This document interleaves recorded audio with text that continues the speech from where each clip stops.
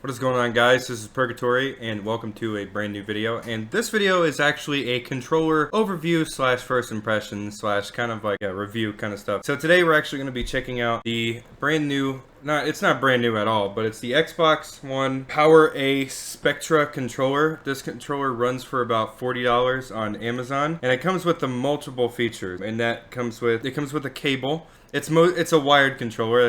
That's why it's most like in the $40 price tag, I'm assuming. But it also comes with trigger locks. It comes with all this stuff. Now, let me just show you the controller itself. Now, this is the controller. It's really cool. It illuminates and everything, and here's the cable that you can barely see. The reason why my lights are off is to show the lights on this controller. So pretty much what you can do on this controller is if there's two buttons on the back you can't really see. But there's two buttons on the back. The bottom one does the LED, and when you press that button, it changes the colors. And then one specific button changes it to RGB, to where it rolls between colors. But there's red, green, blue, purple, yellow, I think. Looks like a yellowish lighter green, like a lime green. You can't really see the colors. Cyan, which is my favorite color, and then, yeah, this is yellow for sure. It looks like a tan mango color. Those are the colors that you can get. Pretty easy to switch between them. Just a little button on the back. Also on the back of the controller is, you can kind of see them. They're a little embedded into the controller, but there's two buttons that are kind of like a scuff, but they're programmable buttons that you can press. And on the top as well is trigger locks. So you flip these and you get more clickage, I guess, or like motion to your triggers. I think that's about it with this controller so far. First impressions though, it is an insanely good build quality. I'm a huge controller like buff. Like, I need good quality in my controllers, and DualShocks are good controllers, but my favorite controller is actually the Nintendo Switch. It's hard to see, but it's the Nintendo Switch Pro controller. My favorite controller of all time. While I don't like the stick layout, the offset stick layout. I'm more of a centered, kind of like the DualShock ones. I'm more of a fan of those kind of stick layout, but I don't mind this. I don't really mind the offset. I kind of grew up doing the offset because I grew up playing Xbox 360, so I'm used to it, but I prefer the symmetrical stick layout. And as you can see here, I got my Xbox controller right here. This is what I've been using with my Xbox because, well, I don't really play much Xbox. And honestly, quite honestly, this controller feels a lot nicer and has better features than the Xbox controller does. And the Xbox controller is like 70 to 60 bucks. So this is 40. I paid 40 for this, and it has more features. Now, I believe an Elite controller might be better, but an Elite controller is 150 bucks. So this is a really, really, really good, so far, first impression, really good alternative for the Elite controller. And honestly, I'm not really much of an Xbox gamer. I really bought this for my PC and my Xbox One X, but I play mostly PC with a controller. And DualShock just doesn't feel right playing on PC. So I got this controller. I am insanely impressed, honestly. But anyways, that being said, we're gonna go hop into some games, and I'm gonna try to get a controller cam going, me using the controller for you guys. So let's go ahead and get started. Alright guys, so here we are on the Spectra controller. We're gonna be playing on Monster Energy Supercross, the official video game 3.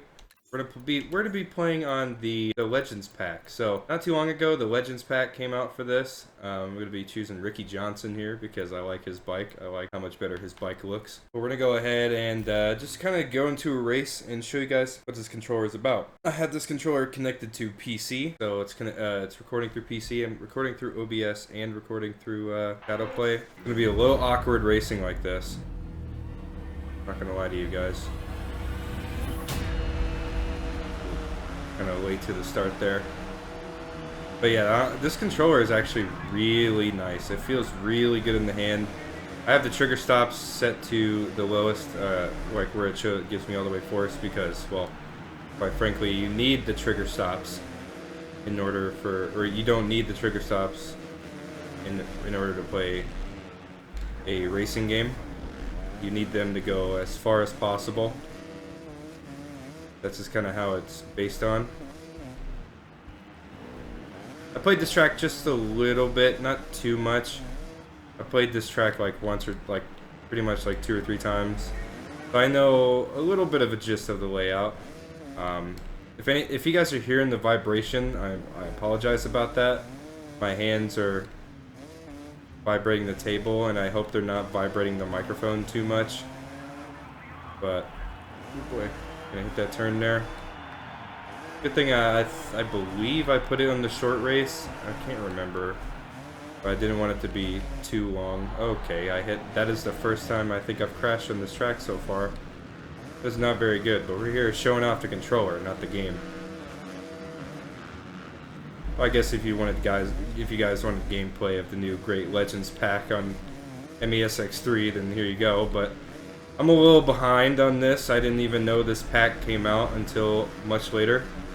But yeah, I think it gives us Anaheim 1968, I believe. I can't remember off the top of my head, but this is around, I believe, in history, this was one of the most, one of the best races in history, if I'm thinking of that correctly. The best Supercross race. But as you can see, there's no like modernized tough blocks. It's all just hay bales, like covered in carpet, and we're riding on a dirt bike that was made in the 60s. So I may be completely wrong. I might edit a little number over in, but I might be right. I might be wrong. It's either 1986 or 1968. So yeah, I'll go ahead in editing. I'll correct that. But yeah, no, this controller is very, very nice.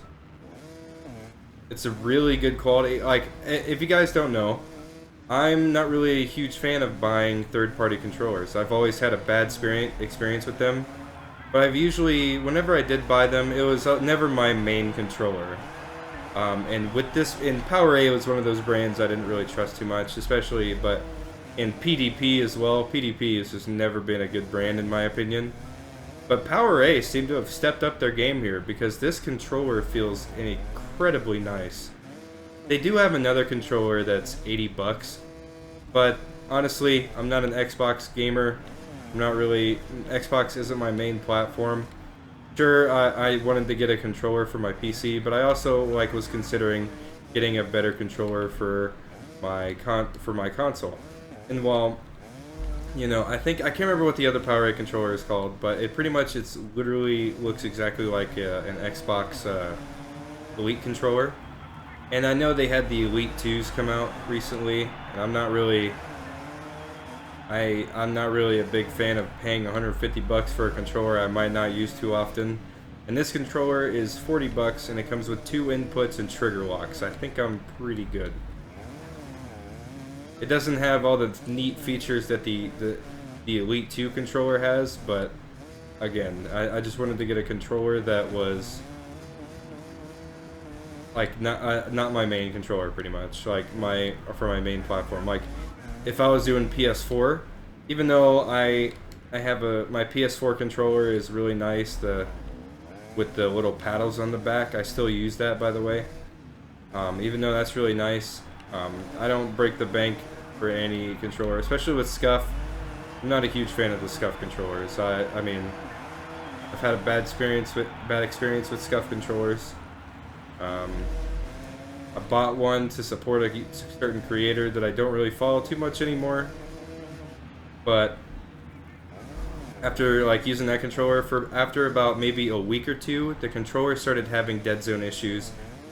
I talked to Scuff, I tried to talk to Scuff customer service.